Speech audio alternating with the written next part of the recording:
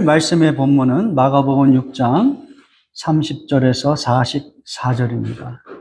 설교의 제목은 다 배불리 먹었다. 세 번째입니다.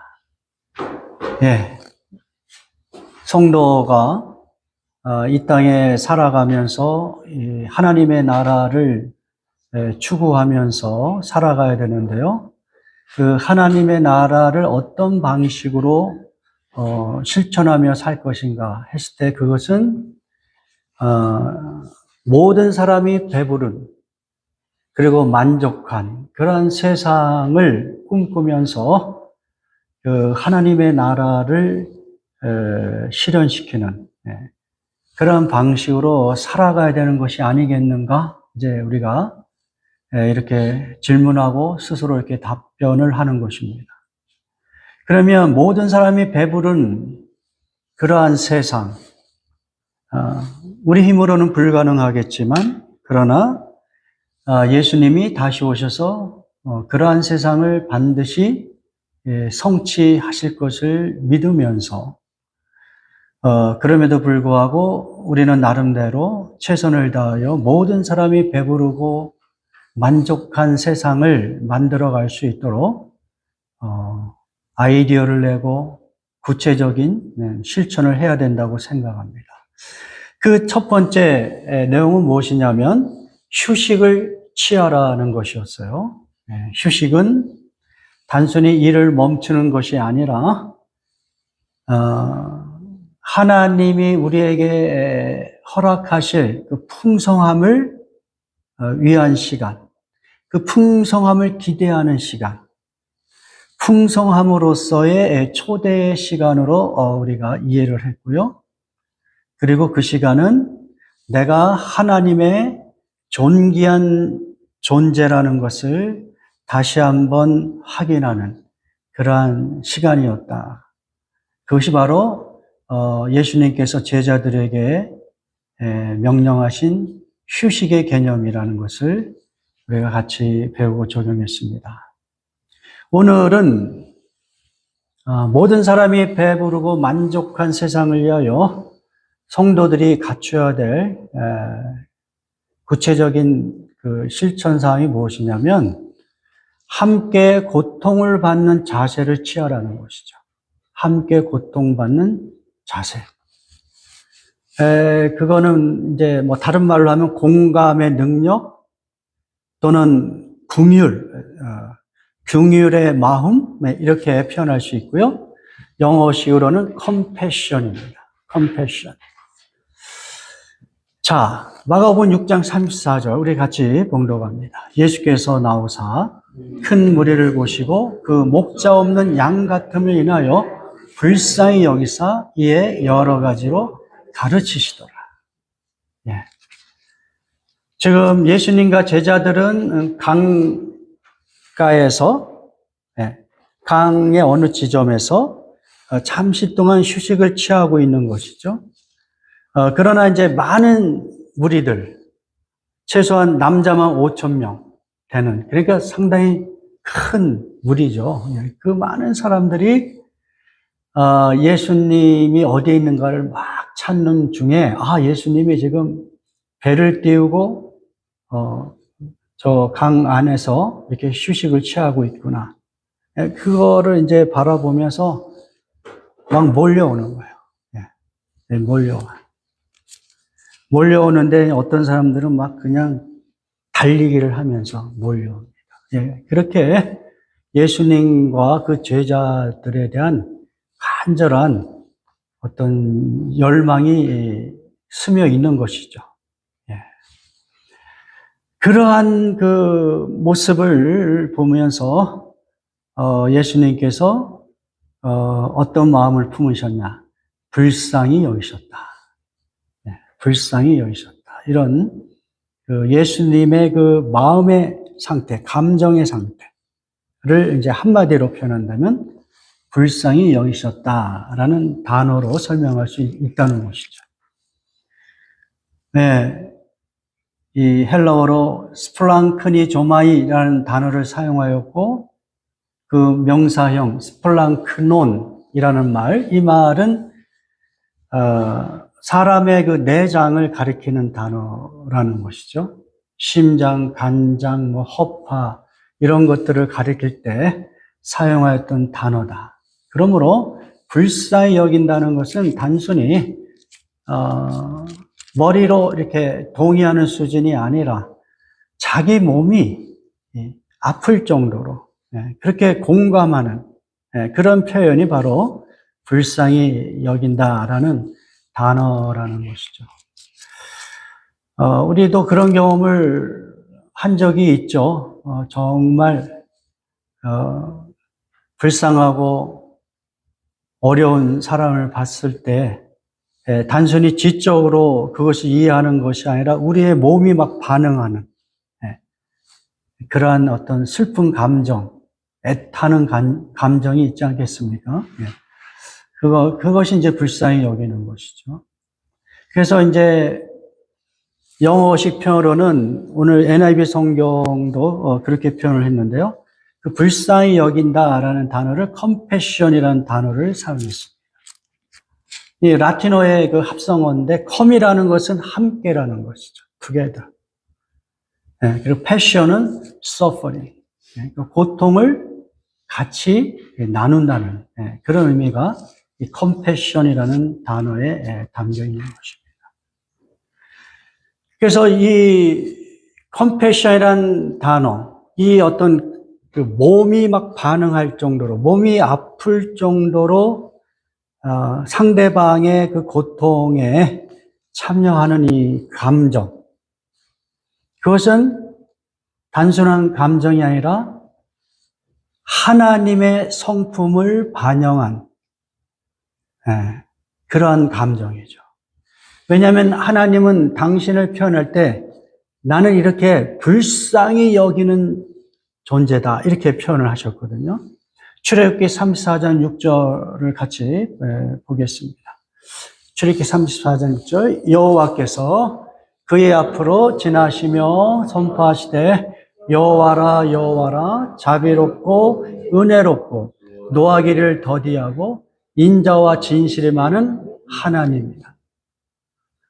그러니까 모세에게 하나님의 영광을 이렇게 드러내시면서 하나님께서 당신 자신을 그렇게 표현을 하시는 거예요. 여호와라 여호와라 나는 자비로운 하나님이다. 여기서 자비롭다라는 단어, 이 단어가 히브리어로 라훔이라는 단어를 사용하였는데요. 이 단어의 뭐랄까요. 동일한 어근을 찾아보면 레헴이라는 단어가 있어요. 이 레헴이라는 단어가 어머니의 자궁을 가리킵니다.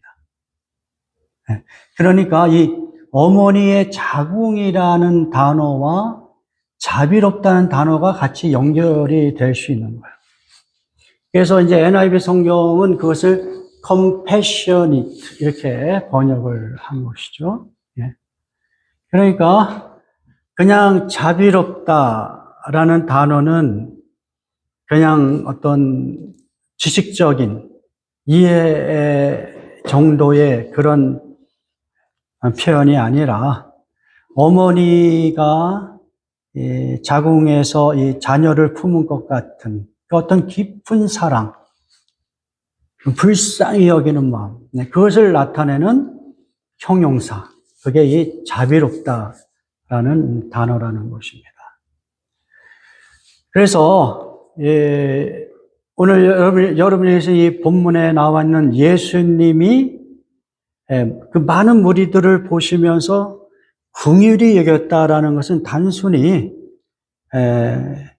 긍휼히 여겼다 이런 차원이 아니라 구약에서 야훼 하나님이 자신의 성품을 계시하실 때 표현했던 그 동일한 성품, 그것을 나타내려고 하는 이 단어가 불쌍히 여겼다라는 단어인 것이죠. 그렇다면 우리 성도들도 세상 속에 살아갈 때 예수님과 같은 어떤 불쌍히 여기는 마음, 그것을 좀 더 이렇게 다른 식으로 표현하면 다른 사람과 고통을 함께 하고자 하는 마음의 자세, 공감의 자세, 이런 것들이 우리에게 필요한 것이죠. 그렇다면 우리가 세상 속에서 이렇게 다른 사람과 고통을 같이 하고 싶어하는 이 마음의 자세, 이것은 구체적으로 어떤 것인가 했을 때 우리는 두 가지로 이것을 이해해 볼 수가 있어요. 예수님의 이 긍휼히 여기심이라고 하는 이 단어를 중심으로 긍휼히 여기는다는 것은 구체적으로 어떤 것인가, 두 가지로 우리가 살펴볼 수 있다는 거예요. 첫 번째는 뭐냐면 예수님은 이 긍휼히 여기시는데 아까도 말씀드린 대로 어떤 그냥 표면적인 지적인 동의 수준이 아닌 거예요. 뭐냐면 예수님은 예수님을 만나기 위하여 막 달려오는 저 사람들의 삶의 현장을 직접 보셨다는 거예요. 직접 경험하셨다는 거예요. 그걸 우리가 같이 한번 생각해 볼 필요가 있는 거예요. 자, 마가복음 6장 32절에서 34절 같이 봉독합니다. 이에 배를 타고 따로 한적한 곳에 갈새 그들이 가는 것을 보고 많은 사람이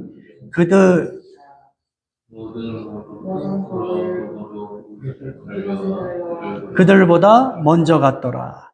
예수께서 나오사 큰 무리를 보시고 그 목자 없는 양 같음으로 인하여 불쌍히 여기사 이에 여러 가지로 가르치시더라.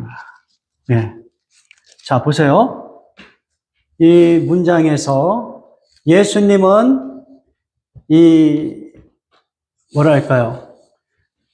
예수님을 만나기 위하여 달려오는 사람들을 어떻게 해요? 보았다 그랬잖아요. 보았다. 그리고 그들이 예수님이 어디쯤에 오실 거라는 것을 예상하면서 그 어느 지점에 그들이 이제 막 모여 있겠죠. 그렇게 모여 있는 사람들을 34절에 예수께서 나오사 큰 무리를 보셨다 이렇게 되어 있잖아요. 그러니까 이 문맥에서 보셨다라는 단어가 두 번 나오는 것이죠. 저는 이제 바로 이 보셨다라고 하는 이 동사에서 예수님의 그 긍휼의 마음이 어떤 것으로부터 나왔을까 했을 때 그냥 현장과 상관없는 그냥 저 사람들은 그냥 어렵고 힘든 식민지 생활을 그냥 하고 있는 거야 수준이 아니라 정말 예수님을 통하여 뭔가를 얻고 싶어하는 정말 절실한 그들의 그 형편을 예수님은 직접 보고 경험하셨다. 이렇게 이 부분을 이해할 수 있다는 것이죠. 이것이 중요한 것 같아요. 예수님의 긍휼하심은 그냥 그 먼 곳에서 인간이 접할 수 없는 정말 아주 거룩하고 멀리 떨어져 있는 그 하늘에 있는 어떤 신이 그 위에서 이 땅에서 살아가는 사람들의 고통을 그냥 보고 알았다 이 정도가 아니라는 거예요. 예수님은 그냥 예수님을 통하여 그 생명의 양식을 얻고자 하는 어떤 저들의 그 절실한 형편을 보고 그 현장을 경험하면서 그러면서 그 안에 이 긍휼히 여기는 마음이 더욱더 커질 수 있는 그런 경험을 우리가 여기서 살펴볼 수가 있는 것이죠. 바로 이 예수님의 보셨다라는 이 어떤 삶의 현장을 가까이서 자세히 알고 그들의 고통을 참으로 공감할 수 있는 그러한 그 모습은 구약에 나와 있는 야훼 하나님이 우리에게 보여주신 모습과 동일하다. 일치된다는 것을 또 우리가 살펴볼 수가 있어요. 이스라엘 백성이 이집트의 노예로 막 고통 속에 있을 때에 야훼 하나님이 어떻게 그들의 고통을 경험하시는지를 우리가 살펴볼 수가 있어요. 출애굽기 2장 23절에서 25절 같이 봉독합니다. 여러 해 후에 애굽 왕은 죽었고 이스라엘 자손은 고된 노동으로 말미암아 탄식하며 부르짖으니 그 고된 노동으로 말미암아 부르짖는 소리가 하나님께 상달된지라. 하나님이 그들의 고통 소리를 들으시고 하나님이 아브라함과 이삭과 야곱에게 세운 그의 언약을 기억하사 하나님이 이스라엘 자손을 돌보셨고 하나님이 그들을 기억하셨더라. 이스라엘 자손이 노예 생활을 통해 얼마나 힘들었겠어요. 그래서 그들이 그냥 이 영어식 표현으로 하면은 그라운드에 그라운드 막 그냥 신음하듯이 그 고통을 막 너무 힘드니까 하나님 앞에 막 부르짖는 거죠. Cry out. 그렇게 막 울부짖는 것, 그것을 먼 곳에 하나님이 대충 아는 것이 아니라 그들의 그 삶의 현장 속에서 일어나는 그 고통의 소리를 야훼 하나님이 어떻게 들으셨다. 네. 그래서 이 구약에서 하나님이 어떤 분이신지를 설명하는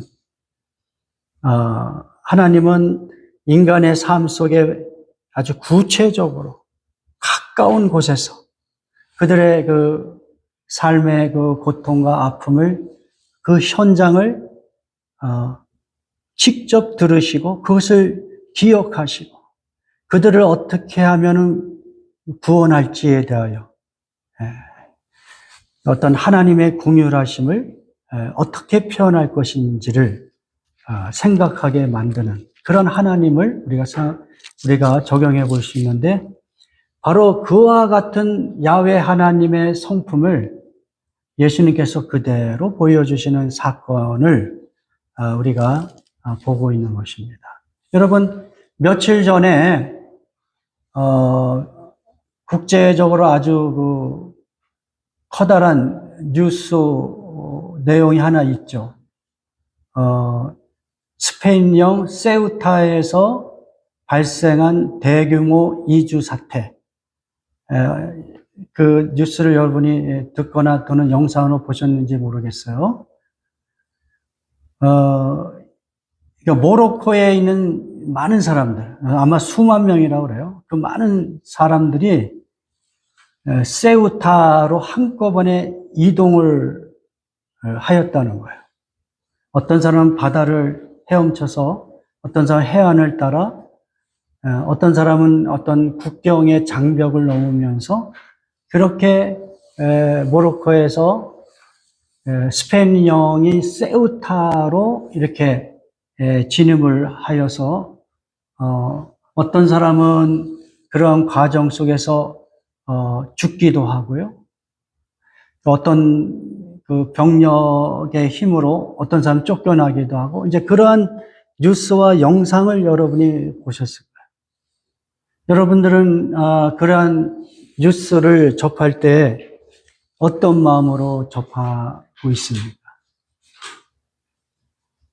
단순히 저 수만 명이나 되는 사람들이 남의 나라 영토에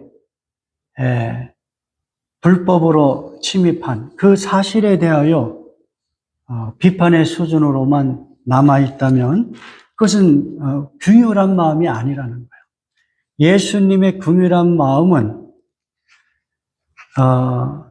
겉의 모습은 남의 나라 땅에 불법으로 막 넘어온 그것이 매우 불편하게 보일지라도 예수님은 아마 한 걸음 더 들어가서 그 많은 사람들이 왜 남의 나라 땅에 막 그렇게 들어와서 살려고 하였을까라고 하는 더 근원적인 질문을 예수님은 하셨지 않을까. 예. 이거 무슨 이야기냐면 모로코뿐만 아니라 그 아프리카 지역에 여러 가지 문제가 많잖아요. 예. 일단은 잡이 없고, 예. 그리고 여러 가지 무슨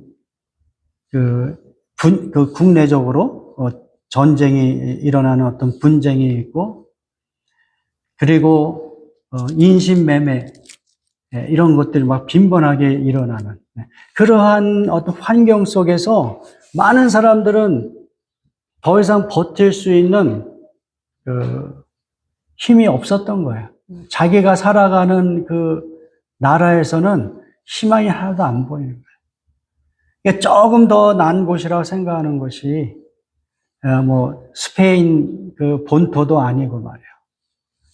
그냥 아프리카 북부 모로코 해안에 위치한 세우타라고 하는 그러한 작은 지역이라 할지라도 어떻게든 살기 위해서 그렇게 넘어온 거라고요. 그러니까 어떤 정치적으로 그들은 불법 체류자다, 국경을 침입한 자다, 이렇게 규정을 할지 모르지만 그러나 그들이 그렇게 할 수밖에 없는 그들의 그 상황을 우리가 좀 더 이해하려고 노력을 해야 되는 것이죠. 마찬가지로 미국에서도 무슨 불법 체류자들을 강제로 이렇게 쫓아내려고 하는 그러한 여러 가지 정책들을 우리가 경험하고 있습니다.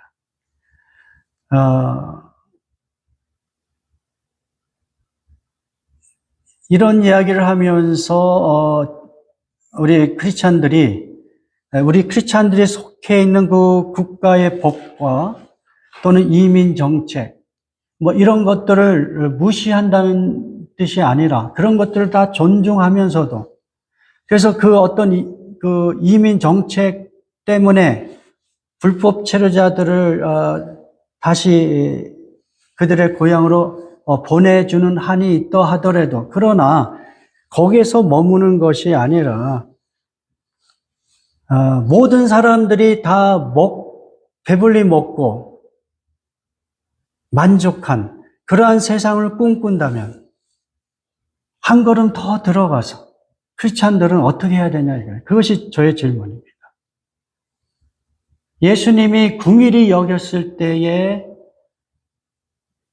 그 많은 그 군중들의 그 현장을 직접 보고 경험하신 것 같이 왜 그 많은 사람들이 불법으로 체류하면서 미국 땅에 있어야 되는지 이런 것들을 우리가 더 많이 그 원인들을 이해하고 그렇다면 그들을 단순히 쫓아내는 것만이 아니라 어떤 방식으로든 그들을 돕을 수 있는 방법이 무엇인가 라고 고민하는 것이 바로 예수님이 우리에게 가르쳐 주시는 긍휼히 여기는 마음이 아니겠는가 이 생각을 하는 것입니다.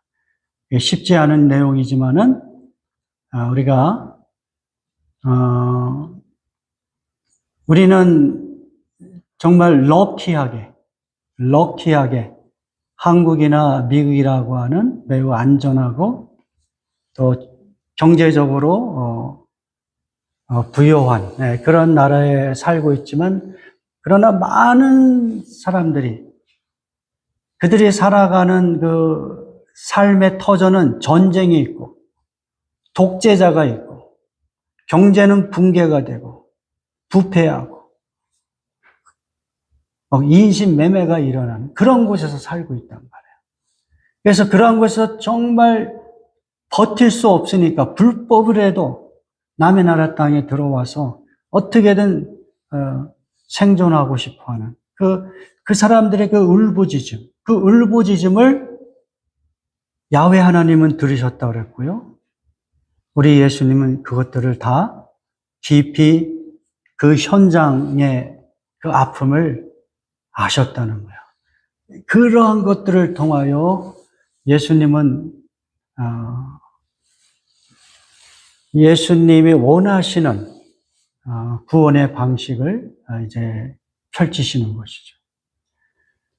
그래서 우리 성도들은 말이에요, 너무 자기 자신의 문제에 급급하고, 나와 내 가족의 문제에만 급급해서 내 주변에 또는 내가 살아가는 세상에 그 많은 사람들이 그 고통스럽고 울부짖는 그 소리에 우리가 귀를 기울여야 된다. 그냥 어떤 뉴스의 한 토막으로만 듣고 지나가는 것이 아니라 어떻게 하면 그들을 도울 수 있을까?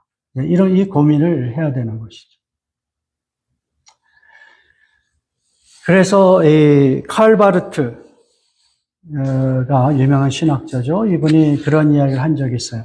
성도는 한 손에는 성경을, 다른 한 손에는 신문을 갖고 있어야 된다. 그러니까 크리스찬들은 내가 살아가는 세상에 많은 사람들이 어떠한 삶의 현장 속에서 고통받고 있는지를 우리는 그 세상의 많은 사건과 소식을 통해서 그것을 잘 이해하고 그것을 구체적으로 그렇다면 우리 성도들이 그러한 사람들을 어떻게 도울 수 있어야 되는가, 이런 어떤 그 마음의 그 공감과 실천, 이런 것들을 적용할 수 있어야 된다는 것이죠. 예수님의 불쌍히 여기심은 바로 이와 같은 것이었다. 두 번째, 불쌍히 여기셨다라는 것은 어떠한 표현이냐면 예수님이 그 불쌍한 가운데 살아가는 목자 없는 자와 같이 방황하는 그 사람들의 목자가 되시겠다라는 표현이라는 거죠. 예수님은 큰 무리를 보시고 그 목자 없는 양 같음으로 인하여 불쌍히 여기셨다, 이렇게 되어 있어요. 그러니까 지금 많은 사람들의 그 상황을 보니까 한마디로 목자 없는 양 같다 이거예요. 여러분, 목자 없는 양이라는 게 어떤 삶이겠어요? 미래가 없고 생존의 문제를 자기 힘으로 해결할 수 없고요. 네. 그리고 삶의 의미를 다 잃어버리는 것이죠. 내가 왜 살아야 되는지. 네. 이런 어떤 상황 속에 있는 것이죠. 실제로 예수님 당시에 이스라엘 사람들은 로마 제국의 압제로 인하여 정치적으로든 사회적으로든 아주 밑바닥의 삶을 살고 있잖아요. 종교 지도자들이 있었지만 그들에게는 어떤 생명이 없는 율법주의적인 어떤 그러한 가르침, 이런 것들을 통해서 이스라엘 백성들은 전혀 어떤 그 소망이 없는 그러한 삶을 살고 있었고, 그들은 간절히 메시아를 갈망하면서 살고 있었던 것이죠. 예수님은 그 삶의 현장을 아시는 거예요. 그래서 그들을 불쌍히 여겼다라고 했을 때 그 불쌍히 여겼다는 것은 그래, 너희가 지금 목자 없는 양같이 이렇게 방황하고 힘들어 하니까 내가 친히 너의 목자가 되겠다. 불쌍히 여겼다라는 것이 단순히 어떤 마음의 동요가 아니라 실제적으로 예수님이 너희의 목자가 되겠다라고 하는 선언이라는 거예요. 그것은 마치 구약의 야훼 하나님이 유대 백성들이 바벨론 포로로 잡혀가고 나라가 없이 막 방황하고 있는 그러한 그 불쌍한 백성들을 향하여 내가 친히 너의 목자가 되겠다라고 말씀하신 것과 같은 맥락입니다. 우리가 그 부분을 같이 읽어보기를 원합니다. 에스겔서 34장 15절 같이 보도록 합니다. 내가 친히 내 양의 목자가 되어 그것들을 누워있게 할지라 주 여호와의 말씀이니라. 그런데 이 번역이 좀 부실해요. 히브리 본문을 보면 영어 번역이 훨씬 히브리 본문과 가깝습니다. 그 공동 번역이 가까워요. 그래서 이제 공동 번역을 먼저 읽어보면 같이 읽어봅니다. 내가 몸소 내 양떼를 기를 것이요 내가 몸소 내 양떼를 쉬게 하리라. 주 야훼가 하는 말이다. 그러니까 개역 개정 성경은 어떤 부분에서 이 번역이 부실하냐면 내가 몸소라는 말이 너무 이렇게 강조가 안 돼 있어요. 내가 몸소. 여기 또 나와 있잖아요. 내가 몸소. 도 마찬가지예요. I myself. 내가 몸소. And I myself. 내가 몸소. 이것이 히브리 본문에 가까운 번역이라고 할 수가 있습니다. 무슨 이야기입니까? 이 히브리어 그 고대 문법으로 보면 이 동사가 뭐 1인칭, 2인칭, 3인칭으로 막 그 변형이 되니까 동사만 있어도 주어를 따로 쓰지 않아도 그 주어를 우리가 알 수가 있어요. 그래서 일반적으로는 동사만을 쓴단 말이에요. 그런데 히브리 본문에는 그 동사 바로 앞에 주어를 딱 갖다 놓는 거예요. 그래서 아니라고 하는 주어를 딱 갖다 놓고 그 다음에 and 아니라는 주어를 또 갖다 놨어요. 그 이야기는 뭐냐면 I라고 하는 그 단어가 강조가 된 거예요. 그래서 이렇게 번역이 된 거예요. I myself. 내가 직접, 내가 몸소 어떻게 한다? 내 양떼를 길 것이요.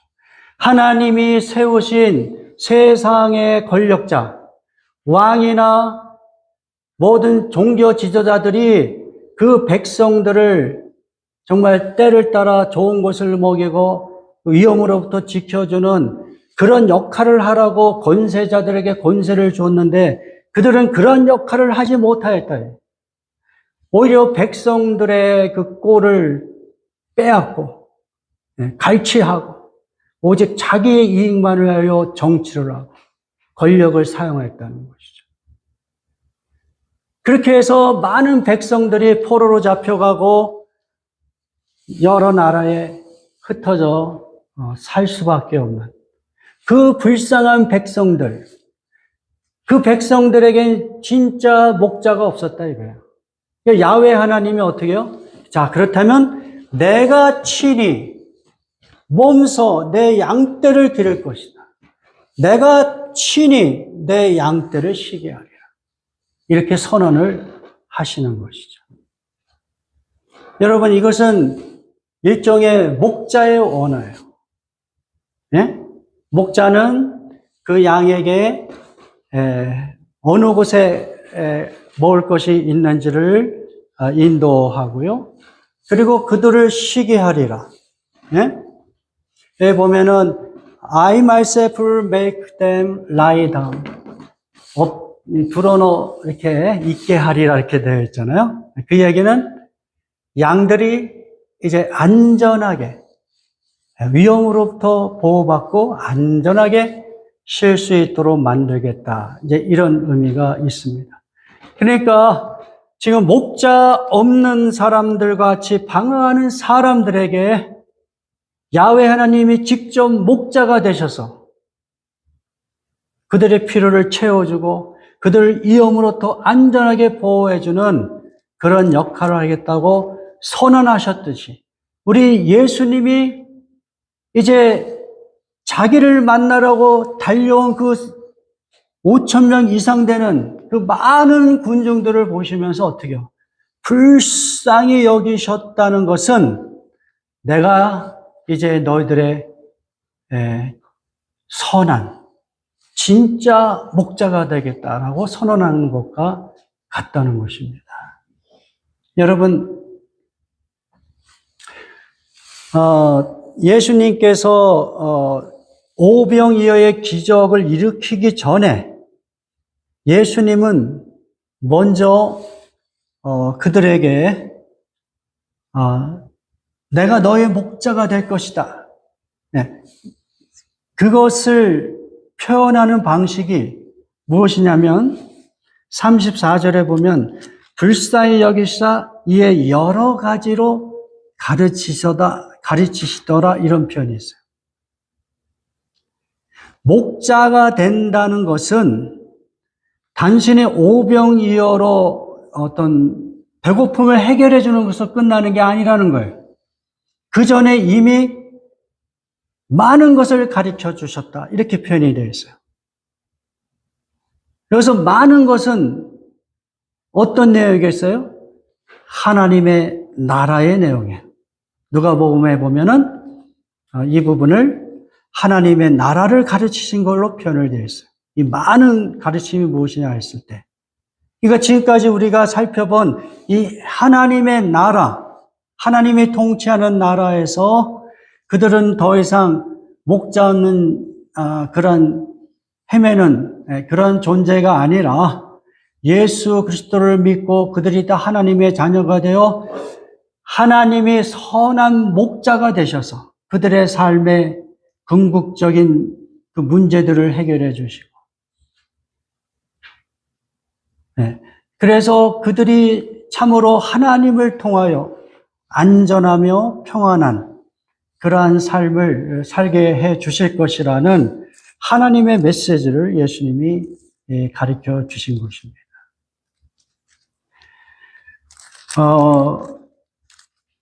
우리가 사람들과 고통을 같이 이렇게 나눈다고 했을 때 그것은 1차적으로 무슨 여러 가지 물질적인 거, 세상에서 우리가 실제적으로 필요한 것들을 같이 나누고 이런 것 반드시 해야 되죠.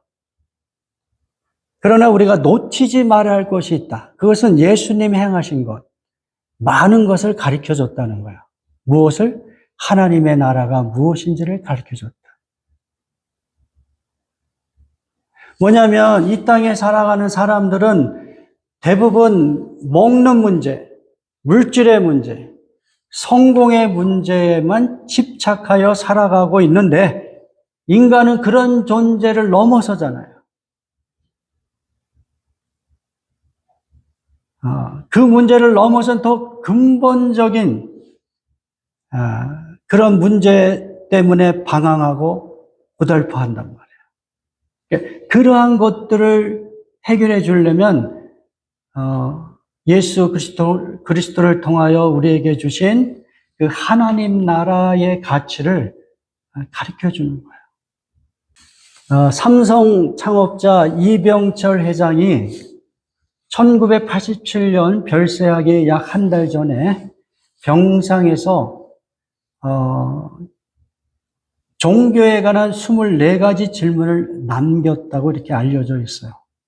그리고 이 질문이 천주교 사제들에게 전달되었고, 그리고 이제 여러 사람을 거쳐서 차동엽 신부라는 사람이